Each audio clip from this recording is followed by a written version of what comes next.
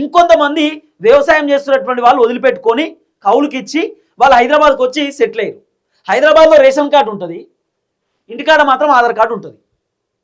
ఇదో పెద్ద చర్చ, మళ్ళా ఇదో పంచాయతీ. కొంతమంది హైదరాబాద్కి వచ్చి ఇల్లులు కొనుక్కున్నారు, రిజిస్ట్రేషన్ డాక్యుమెంట్స్ అవోటి ఇవోటి ఉంటుంది, ఆధార్ కార్డు ఇక్కడిదే ఉంటుంది, పట్టా పాస్ పుస్తకం అక్కడిది ఉంటుంది, పట్టా పాస్ పుస్తకంలో అడ్రస్ కూడా అక్కడిదే ఉంటుంది. ఇదొక చర్చ మళ్ళా.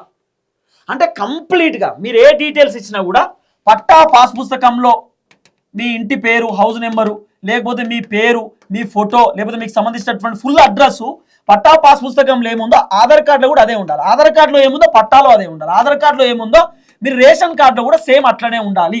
అన్ని సేమ్ ఉన్నప్పుడే మీకు రావాల్సినటువంటి పథకాలు వస్తాయి అనేది గవర్నమెంట్ చెప్తున్న మాట.